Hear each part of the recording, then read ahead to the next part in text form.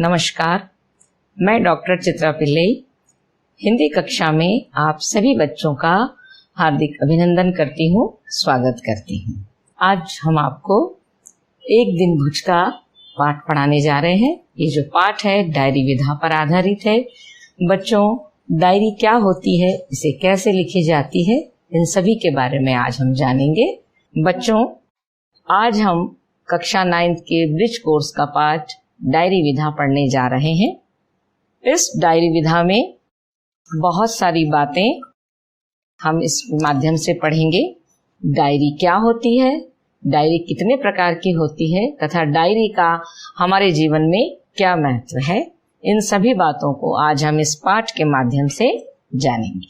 बच्चों, हमारा पाठ 4 एक दिन भुज का डायरी, आज इसी पाठ को हम पढ़ने जा रहे हैं। मैं आपके समक्ष यह डायरी पढ़ने जा रही हूँ, इसे बहुत ध्यान से आप लोग सुनिए। दिनांक 7/3/2018। वाह, रेलगाड़ी की यात्रा। आखिरकार बहुत सारी गड़बड़ियों के बाद बैठ ही गया मैं अपने साथियों के साथ। मैं खुद को ही तसल्ली दे रहा हूँ कि बैठ ही गया तो पहुंच ही जाऊंगा। 22-24 घंटे में भुज गुजरात। अब पलके भारी मेरी डायरी शुभ रात्रि। बच्चों, आपने अभी ये डायरी देखी। इसमें लेखक गुजरात जा रहे हैं और वहां पर जाकर अपने साथियों के साथ पूरे गुजरात का आनंद देखेंगे। साथ ही उन्होंने अपनी डायरी में ये बात लिखी है कि मैं अब सोने जा रहा हूँ, मेरी डायरी शुभ रात्रि। बच्चों, आप ये चित्र देखिए, ये गुजरात का है। गुजरात राजस्थान बॉर्डर से लगा हुआ है। इसका पहनावा भी लगभग गुजरात के राज्य के समान ही है। आगे 8/3/2018, दिनांक 8/3/2018। आज के दिन 24 घंटे में मानो हमने 48 घंटे जिए हैं। इस पंक्ति का अर्थ यह है बच्चों कि हम खुशी के मारे हर दिन हर पल को दुगनी गति से मान रहे हैं। 24 घंटे में मानो 48 घंटे जिए हैं कि हम ये भूल गए कि अभी हमारे पास 24 घंटे हैं। जिस आयोजन के लिए यहाँ आए थे उसकी तैयारी करने में अल सुबह से हम लोग सारे लग गए थे। आयोजन के अंतर्गत सीमा सुरक्षा बल के जवानों के साथ रन फॉर यूनिटी, इसका अर्थ है एकता के लिए दौड़, मैराथन दौड़ करना था। यह दौड़ 3 किलोमीटर लंबी थी। कितने किलोमीटर लंबी थी? 3 किलोमीटर लंबी थी। इसका उद्देश्य समाज और सेना के बीच सामंजस्य स्थापित करना था। क्या था उद्देश्य? समाज और सेना के बीच सामंजस्य स्थापित करना था, जिसका सबने मिलकर प्रण भी कर लिया। वहां प्रत्येक हिंदुस्तानी के रग रग में जोश और जज्बा झलक रहा था। बच्चों, ये वीडियो देखिए आपके सामने, मैराथन दौड़ का है। मैराथन दौड़ का अर्थ होता है कि सभी एक साथ दौड़ें, सभी एक साथ दौड़ें। खुशी के लिए हम सब ये दौड़ करते हैं। देखिए, इसमें प्रतियोगिता नहीं होती, सबको एक साथ खुश होकर दौड़ना होता है। वाह, क्या अद्भुत अनुभव हुआ मुझे आज जवानों का यह अनुशासित जीवन, जो उनकी दिनचर्या की हर गतिविधि में झलकता है। मेरे लिए एक अलग ही अनुभव रहा।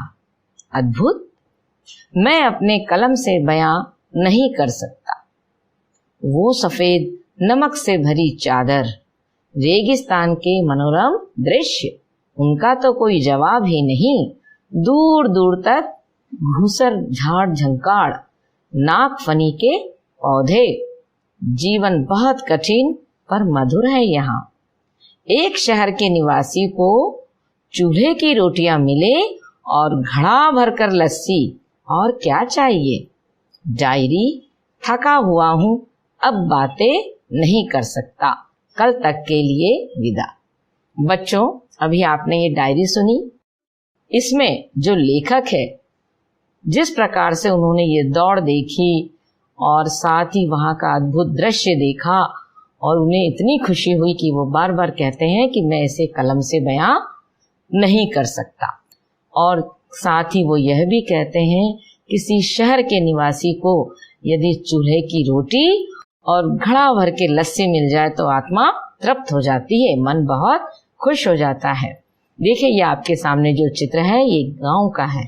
इसमें महिलाएं रोटी बना रही है चूल्हे पे और साथ ही एक महिला घड़े पर पानी भर के लेके आ रही है। बड़ा सुंदर दृश्य है, साथ ही मनोरम भी है। साथ में रेगिस्तान में ऊंट और ऊंट के साथ एक गरड़िया भी है, उधर सामने ऊंट की गाड़ी भी है। तो ग्रामीण परिवेश देखकर आपको कैसा लगा? अच्छा है ना? चलिए आगे हम गतिविधि की ओर चलते हैं। ये देखिए जवानों की मैराथन दौड़। देखिए इसमें जवान कितने खुशी से दौड़ रहे हैं। साथ में दौड़ना, जैसे हम साथ में बैठ के बातें करते हैं, साथ में दौड़ना एक बहुत ही सुखद अनुभव होता है। कभी आपने भी विद्यालय में दौड़ा होगा सभी बच्चों के साथ, आपको भी उसकी याद जरूर आ गई होगी। बच्चों, इस पाठ में कुछ कठिन शब्द भी आए हैं।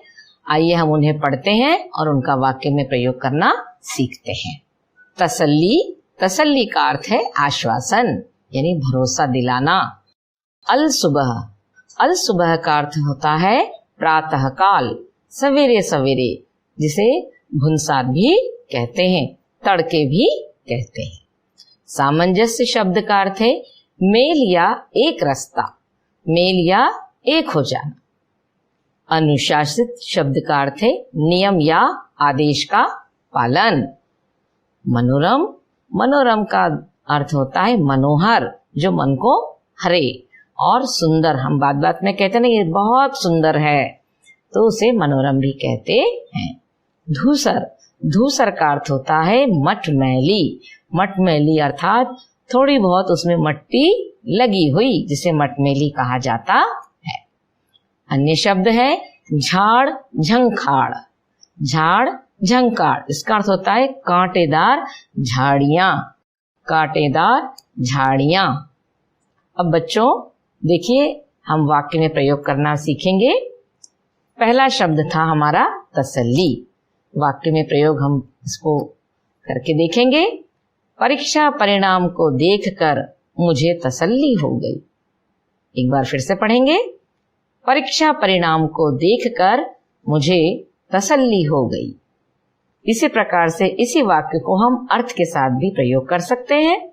परीक्षा परिणाम को देखकर मुझे आश्वासन हो गया। परीक्षा परिणाम को देखकर मुझे आश्वासन हो गया। तो बच्चों, जैसे ही हमने कठिन शब्द पढ़े, हम उनके अर्थ भी लिखेंगे और इसी प्रकार वाक्य में प्रयोग करना भी सीखेंगे।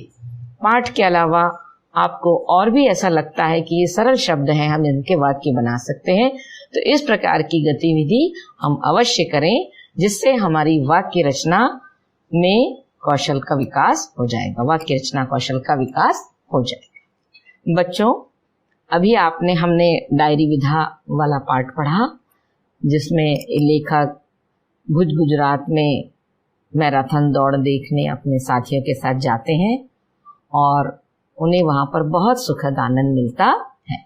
बच्चों, डायरी लेखन का प्रारूप आपके समक्ष है कि डायरी किस प्रकार लिखी जाती है। डायरी में मुख्यतः 2-3 बातों का ही विशेष हमें ध्यान रखना होता है। सबसे पहले है शीर्षक। डायरी में सबसे पहले शीर्षक लिखा जाता है। शीर्षक का अर्थ होता है कि हम जो मुख्य बात कहने जा रहे हैं उसका संक्षेपीकरण। दूसरा है बिंदु दिन। दिन का अर्थ है कि ये किस दिन की घटना है। फिर है दिनांक, कि ये किस दिनांक को ये घटना घटित हुई। और विवरण, विवरण का अर्थ होता है कि उसमें किस तरह की बातें हमने वहां पर महसूस की। ये प्रारूप है बच्चों, इसको आप उतारिए। मैं एक बार पुनः दोहराती हूँ। शीर्षक, शीर्षक के बाद है दिन, दिन के बाद है दिनांक और दिनांक के बाद है विवरण। ये 4 मुख्य बिंदु आप सभी ने नोट कर लिए हैं। आइए अब हम पाठ में जो गतिविधि हमें दी गई है उसको हम इस प्रारूप में लिखते हैं, साथ ही इसका अभ्यास भी करते हैं। बच्चों बहुत ध्यान से देखिए और इसको भी लिखने का प्रयास कीजिए। डायरी लेखन का प्रारूप हमारे समक्ष है। शीर्षक, अभी हमने पाठ पढ़ा एक दिन भुज का। किस दिन था? दिन था गुरुवार। दिनांक थी 8/3/2018। मैं इस तीनों चीज को पुनः दोहराती हूँ। शीर्षक में आएगा पाठ का नाम एक दिन भुज का। किस दिन था ये? दिन गुरुवार। तारीख 8/3/2018 को मैराथन दौड़ थी। विवरण देखिए, लेखक कहते हैं कि मैं अपने साथियों के साथ रन फॉर यूनिटी दौड़ देखने आया था। गुजरात का सौंदर्य व सैनिकों का अनुशासित जीवन देखकर मुझे बहुत खुशी हुई। इस खुशी को मैंने अपनी डायरी में लिखा है। बच्चों, इस प्रकार प्रारूप के अनुसार यदि हम डायरी लिखते हैं तो हमें यह बात इसलिए बहुत अच्छी लगती है कि ये जब ये अगर हम इन्हें पढ़ते हैं दोबारा तो हमें वह पुनः वाकया याद आ जाता है। मैं आपके सामने एक विद्यार्थी की डायरी पढ़ रही हूँ। आप सभी विद्यार्थी हैं, आप इसे अवश्य नोट करें। एक ये विद्यार्थी की डायरी है। सबसे पहले शीर्षक हमारा विद्यार्थी की डायरी। दिनांक 8/4/2019 को लिखी गई है। उस दिन था सोमवार। अब एक विद्यार्थी अपनी बात कह रहे हैं। कल मेरे जीवन की कक्षा 8वीं की परीक्षा है। कल मेरे जीवन की कक्षा 8वीं की परीक्षा है। आज वर्ष भर में गंवाए हुए दिन की याद आ रही है, पर शायद ऐसा भविष्य में नहीं होगा, यह विश्वास है। अब लगता है कि समय पर तैयारी की होती तो शायद इतनी घबराहट नहीं होती। बच्चों, ये देखिए विद्यार्थी के मन की दशा कितनी उसे घबराहट दे रही है।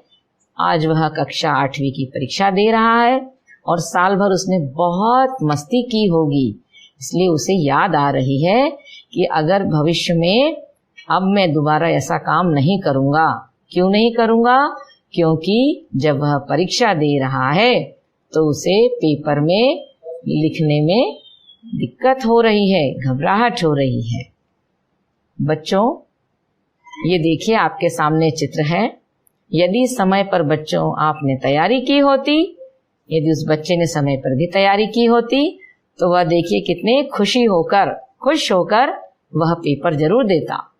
और इसी प्रकार से हमें भी यह मैसेज बहुत याद रखना है कि परीक्षा की तैयारी हमें समय के पूर्व में ही करना चाहिए। एक खिलाड़ी की डायरी आपके समक्ष है।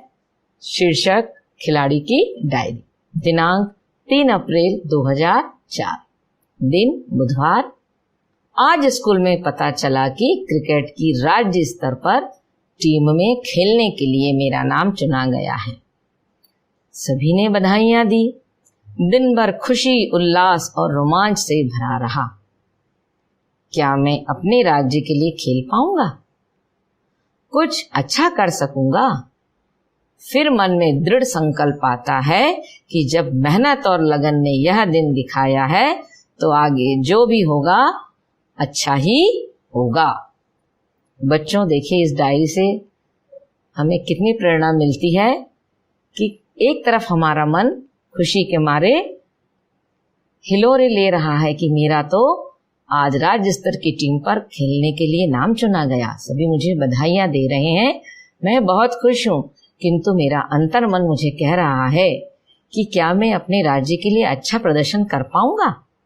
फिर खुद ही मन में हम दृढ़ संकल्प लेते हैं विद्यार्थी के साथ कि अरे जब मेहनत और लगन ने मुझे यह दिन दिखाया है तो आगे भी बहुत ही अच्छा होगा, अर्थात मैं बहुत ही अच्छा प्रदर्शन करूंगा। ये देखिए आपके सामने 2 खिलाड़ी दिए हैं के फोटो हैं, जिसमें एक विराट कोहली जी हैं और एक और ये खिलाड़ी है। दोनों कितने खुशी के मारे खेल रहे हैं। और अपने देश के लिए मन में कितना दृढ़ संकल्प लेकर यह प्रस्तुत आपके सामने हो रहे हैं। बच्चों, डायरी संबंधी महत्वपूर्ण कुछ बातें हैं, इसे आप जरूर नोट करें। पहली पंक्ति है कि डायरी हम जब भी लिखें कुछ इन बातों को बार बार ध्यान में रखना है कि डायरी जब भी हमें समय मिले लिखना चाहिए। कहा भी जाता है कि डायरी सोने से पहले लिखी जाती है, पर बच्चों आपके लिए तो डायरी जब भी आपको समय मिले लिखना अवश्य चाहिए। डायरी लिखते समय हमें समय व दिन दोनों अवश्य लिखना चाहिए।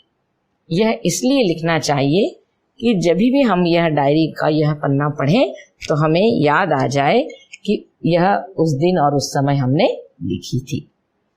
तीसरा बिंदु, यदि आप कहीं बाहर घूमने जा रहे हैं तो उस स्थान का नाम हमें अवश्य लिखना चाहिए।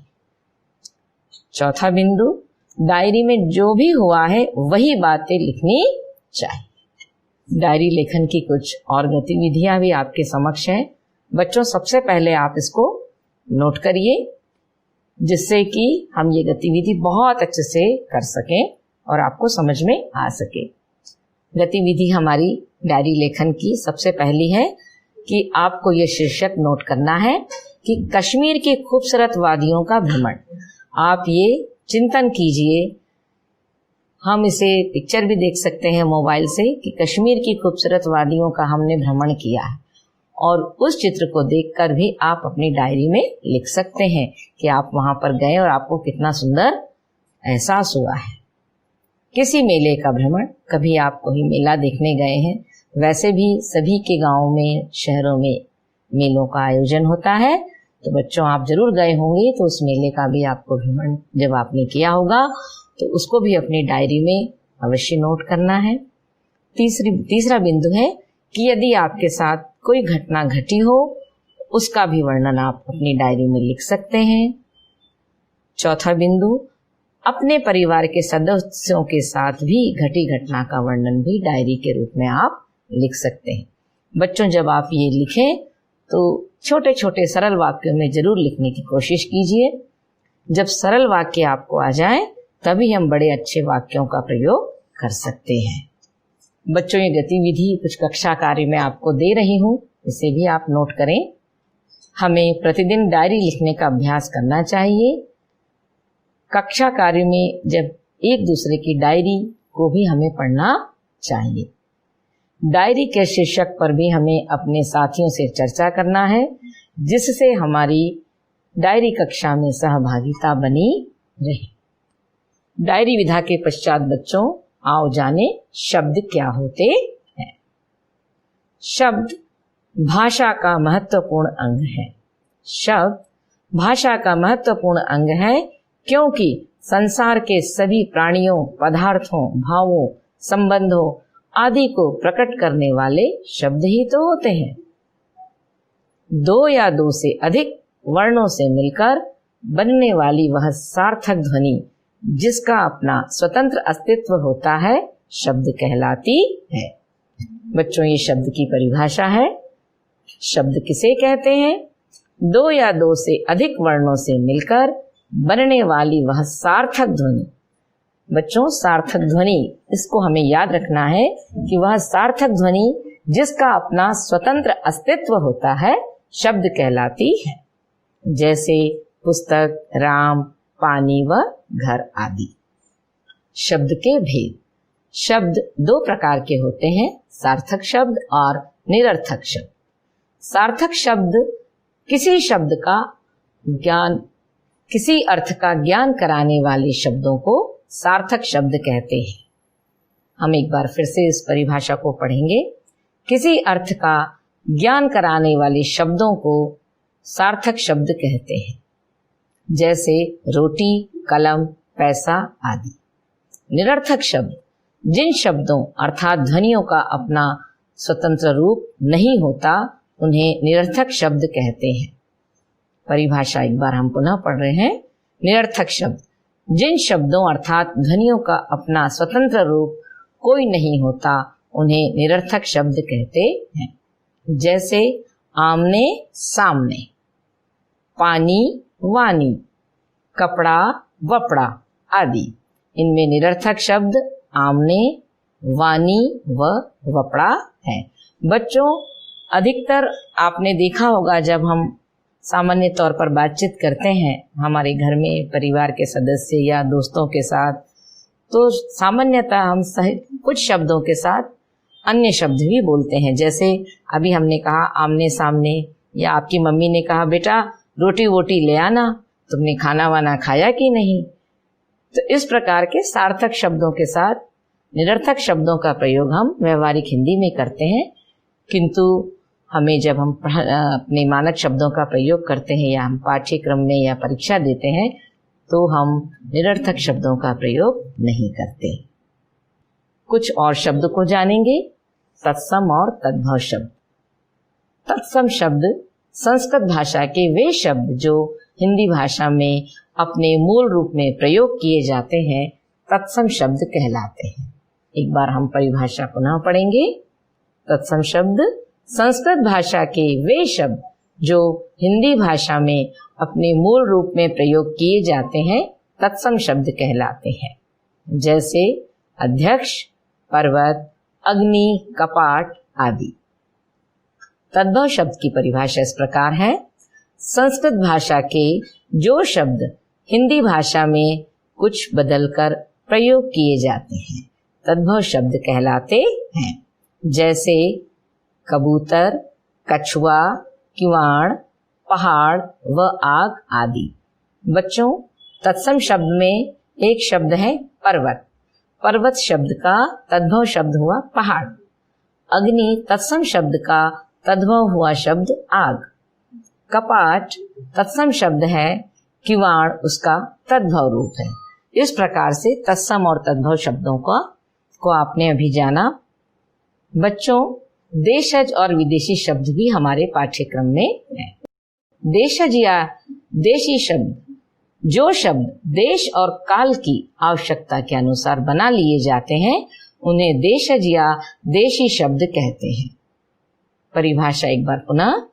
जो शब्द देश और काल की आवश्यकता के अनुसार बना लिए जाते हैं उन्हें देशज या देशी शब्द कहते हैं। जैसे चूड़ी, खटाखट, सटासट, पिल्ला आदि। विदेशी शब्द निरंतर बढ़ते संपर्क के कारण अंग्रेजी, तुर्की, अरबी व फारसी आदि भाषाओं के शब्द आज हिंदी भाषा में प्रयुक्त होते हैं, विदेशी शब्द कहलाते हैं। जैसे औरत और वकील ये अरबी भाषा के शब्द हैं। किताब और फौज फारसी भाषा के शब्द हैं। कुली और बेगम तुर्की भाषा के शब्द हैं। मास्टर और स्कूल अंग्रेजी भाषा के शब्द हैं। कमरा और पिस्तौल पुर्तगाली भाषा के शब्द हैं। बच्चों, हमारे पाठ्यक्रम में बहुत सारे ये चारों शब्दों का प्रयोग होता है। संकर शब्द। संकर शब्द दो भिन्न भिन्न भाषाओं के मेल से बनकर प्रयोग में आने वाले शब्द संकर शब्द कहलाते हैं। परिभाषा, दो भिन्न भिन्न भाषाओं के मेल से बने शब्द संकर शब्द कहलाते हैं। जैसे रेलगाड़ी, डाकखाना, वर्षगांठ, पूंजीपति व फूलदान आदि हैं। रेल और गाड़ी ये दो शब्द हैं। डाक और खाना ये भी दो शब्द हैं। वर्ष और गांठ ये भी दो शब्द हैं। पूंजी और पति ये भी दो शब्द हैं तथा फूल और दान ये भी दो शब्द हैं। तो देखिए, दो शब्दों से बच्चों मिलकर जो शब्द बनते हैं वे शब्द संकर शब्द कहलाते हैं। शब्दों को जानने के बाद हम विराम चिन्ह का परिचय पढ़ेंगे। विराम चिन्ह का परिचय इस प्रकार है। हम सभी पाठों में, चाहे हम हिंदी पाठ पढ़ें या संस्कृत पढ़ें या विज्ञान पढ़ते हैं, जिस भी विषय को पढ़ते हैं, इन विषयों में यदि हम हिंदी देवनागरी लिपि का प्रयोग करते हैं तो उनमें ये सभी चिन्ह हमें दिखाई देते हैं। इन चिन्हों के माध्यम से हम उन्हें पहचानते हैं कि यह कौन सा चिन्ह है या वाक्य है। विभिन्न प्रकार के भावों और विचारों को स्पष्ट करने के लिए जिन चिन्हों का प्रयोग करते हैं उन्हें विराम चिन्ह कहते हैं। बच्चों, विराम चिन्ह की परिभाषा इस प्रकार है। विभिन्न प्रकार के भावों और विचारों को स्पष्ट करने के लिए जिन चिन्हों का प्रयोग करते हैं उन्हें विराम चिन्ह कहते हैं। कुछ महत्वपूर्ण बातें इस प्रकार है विराम चिन्ह के बारे में कि विराम चिन्ह का प्रयोग वाक्य के या तो बीच में होता है या अंत में होता है। एक बार हम फिर से पढ़ेंगे। विराम चिन्ह का प्रयोग या तो वाक्य के बीच में होता है या वाक्य के अंत में होता है। विराम का अर्थ होता है रुकना या ठहरना। विराम का अर्थ होता है रुकना या ठहरना। विराम चिन्ह से भाषा स्पष्ट, अर्थवान एवं भावपूर्ण होती है। विराम चिन्ह के प्रयोग से भाषा स्पष्ट, अर्थवान एवं भावपूर्ण होती है। विराम चिन्ह की गतिविधि। विराम चिन्ह का यदि हमने सही प्रयोग नहीं किया तो वाक्य में अर्थ का अनर्थ हो जाता है।